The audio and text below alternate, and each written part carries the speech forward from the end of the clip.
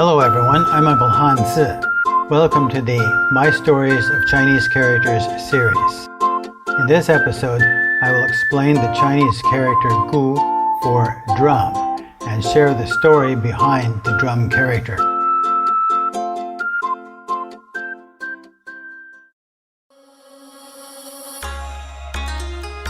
One of the musical instruments was a drum. Here we see a lacquered drum. It's not a real drum. On the bottom it has a base, a pedestal, and on the top it has some sort of a decoration. We're not really sure what the decoration used to be, but up above here we have the ancient character for drum.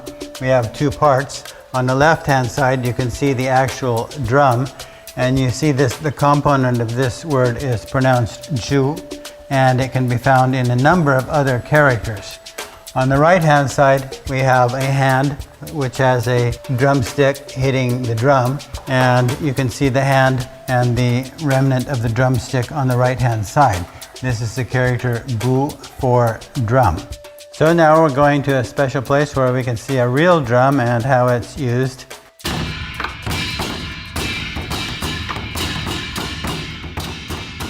Today we come to Lu village in Henan province.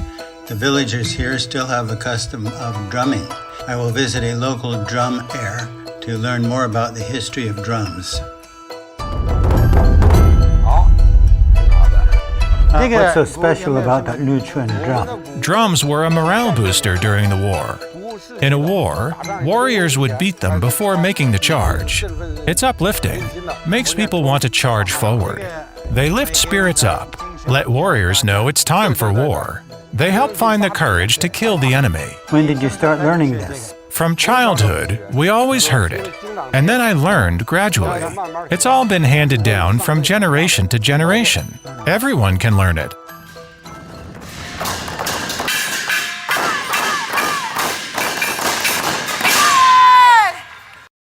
The Lu Chun drum we just saw was used to cheer on the army. The first drum was used as a musical instrument. The pottery drum of the Yang Shao period is the oldest drum ever unearthed in China. When we look at the shape, there is a big difference between this drum and a modern drum. The original drum was made of pottery with an animal skin wrapped over the end. When you hit it with a wooden stick, you make a sound like peng. Peng is how the Chinese describe the sound of a drum. In Chinese, the sound of thunder is represented by the characters peng peng, which is supposed to resemble the sound of thunder, and tu tu, which is supposed to resemble the sound of the pulse of nature. The ancients believed that the sound of the drums was the sound of nature, the sound that the gods could understand. The ancestors used drums to pray for good weather and a good harvest.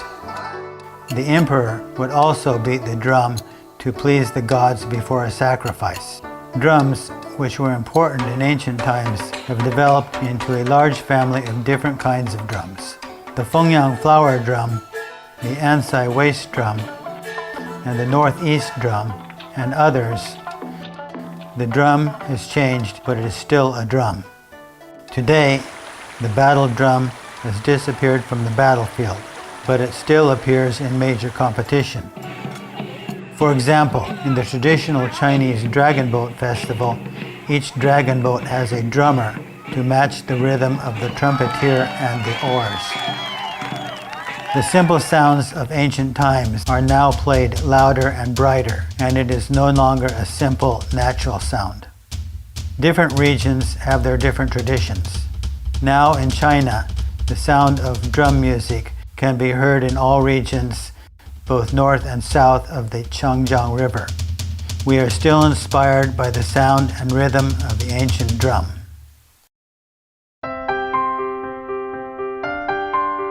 Thanks for listening to this episode of My Stories of Chinese Characters. I'm Uncle Hanzi.